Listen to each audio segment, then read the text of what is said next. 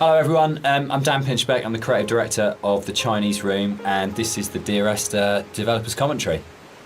Hi, I'm Robert Briscoe, I'm the artist on Dear Esther. And I'm Jessica Curry, and I was the composer on the game. So what you're looking at today is a remake of a mod. Dear Esther started off in 2007 as a Half-Life 2 mod that did really, really well in the modding community, which was fantastic. So you'll see around you in a lot of the environments, there's a lot of detail ingrained into everything.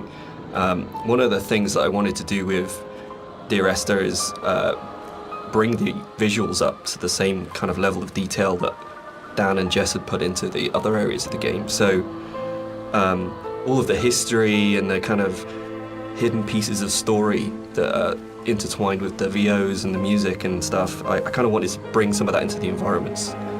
So if you look around you, you'll see that there's a lot of interesting bits and pieces, a piece of paper with someone's name on it, a photograph, an ultrasound. All of these little bits and pieces are kind of laid in to just kind of bring another aspect of the story into the game. And also, they're actually randomized, so every time you play, you'll see something different lying around. And this is just to build on this idea that everybody has a unique experience and a unique interpretation of the story.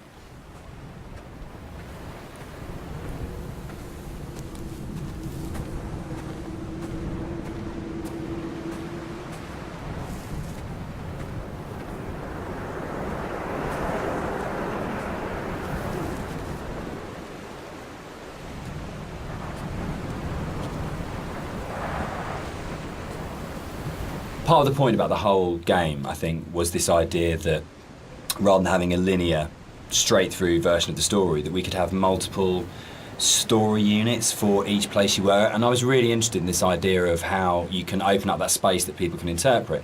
So I loved the idea that you could have two people that had played this game and then would have a conversation about it, and one of them would say, oh, what did you think about when this happened? And the other person would be like, well, that didn't happen for me. I had a completely different event happen or a completely different story happen.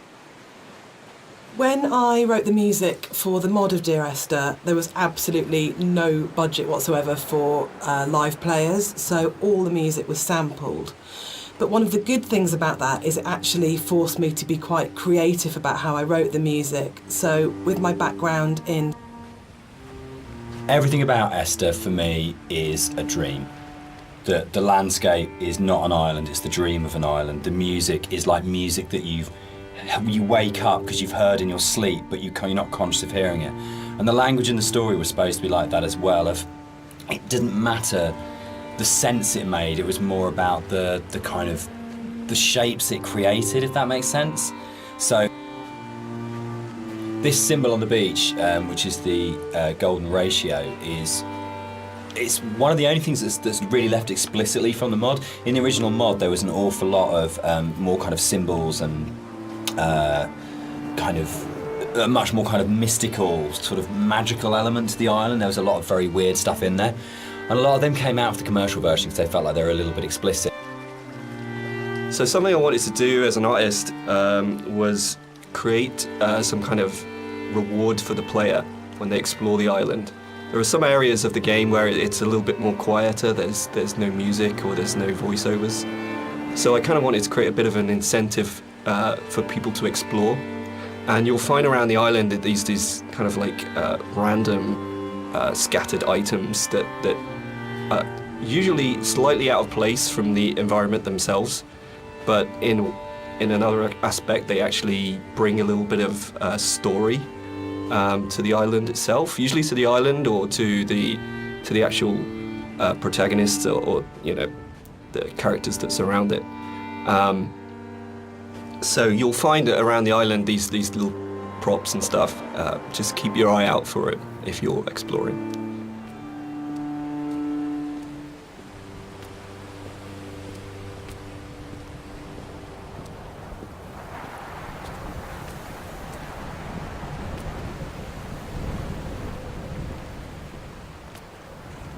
So people have asked why the Dear Esther's set on a Hebridean island. What's really interesting about this is one of those times when your kind of aspirations as an artist and the practical realities kind of dovetail. we knew that we had to have some way of limiting the player from disappearing off the play space. And when we made the original, it was a mod, and because it was a Half-Life 2 mod, you kind of had Eastern European city, spaceship, or blasted, desolate landscape. We had 3 options if you didn't want to start making any other assets. So it's... One of the things you're always trying to do as a composer is create memorable themes. And a slight confession is that probably the most memorable theme, which is Remember in Dear Esther, wasn't actually created for the game. Rob's looking shocked. So it was actually from a piece of choral music that I'd written years before, based on a Christina Rossetti poem called Remember. And one of the things I was talking about earlier was how I didn't have any budget. So I had this piece of choral music, and I thought, hang on, this is absolutely perfect for Esther, but I don't want to use all of it. So the only bit...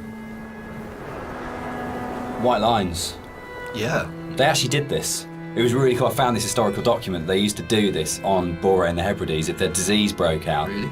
they'd actually chip out and expose the chalk. So if you're on a boat and you were coming to the island, you know not to land because it was infectious, which is the coolest, most amazing... It's one of those things where you go, it's almost impossible as a writer to come up with something as cool as that. It just has to be something that was actually done. And it's so sad as well. And I love this bit and the fact that we can do it because it feels really real because it references a real thing. And I don't know, there's something really special about that. But it was always one of those bits in the game that I thought, we've got to be able to represent this somehow. We have to be. Something that I wanted to bring through in the art of the game was the same kind of fidelity that you find in both Jessica's music and Dan's writing, in the same kind of way that you have all of these little details, these very close attentions to detail that kind of really bring richness to the story, and something that was missing in the original mod. There's a scene in Donnie Darko where Drew Barrymore's playing his English teacher, and she talks about cellador as being the most beautiful word in the English language, and about it's the sound of the words together. And Dear Esther actually comes from the introduction to From a Faith No More song, the Crab song on the first album, Introduce Yourself. And there's a point where, I think it's Chuck at that point as the vocalist before Mike Patton, just says, Dear Esther. And it really lodged with me because the sound Dear Esther just has a really amazing sound to it. And I think when we started making it, and the idea of it being this series of letters to someone came through, it just came straight back out of going, that's just a really beautiful sounding combination of words. And I think that really sums up the whole approach to the writing in Dear Esther of what's a really... I think the central question to the entire experience for most people that have played it or are talking about it is this idea of, is the island real? Is what's going on a literal event of a man walking across a Scottish island, or is it a dream that he's had? Does the island even exist? And one of the things that we try to do with the writing is to constantly lull the player into a position where they got an understanding, they made a decision about what they thought was going on, and then to undercut it. So you never actually were able to settle on any one interpretation. And that was the challenge I set myself when I wrote the original mod, was can we put a story in a game that not only lends itself to multiple interpretations, but there is no stable interpretation. Every single interpretation you have will always have questions, and you'll never be able to fully trust what you think you understand about the game. So it's challenging, I think, for that result. It becomes quite a challenging kind of game story because of that, because you don't ever get that situation to go, I understand it now, I can walk away from this thing and it's all closed off and it's tidy. It was a very deliberate attempt to say, no matter where you think you are with this story, you're always questioning whether or not that's right.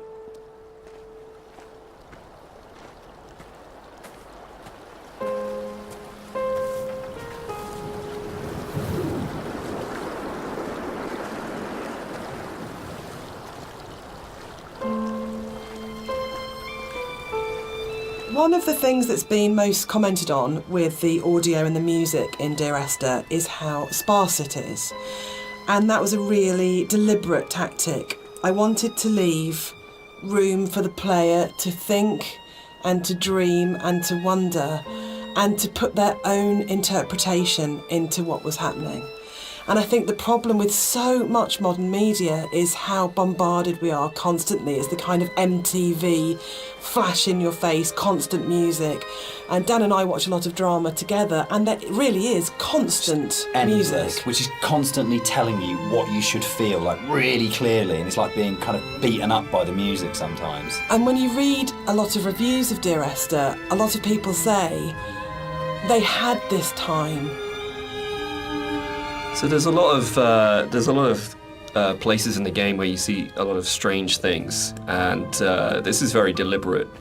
One of the things we wanted to do is just kind of like not spoon feed the player every little piece of story. We kind of just, some things are literally just in there to just kind of let you think and let you decide on whatever you want to bring to the story yourself.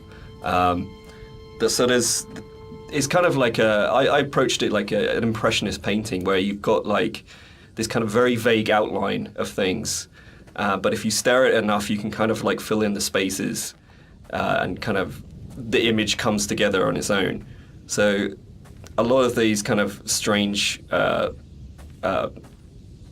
pieces of geography and stuff, that's really kind of deliberate in some ways, just to kind of keep the player's mind open and kind of bring their own interpretations of the story through that.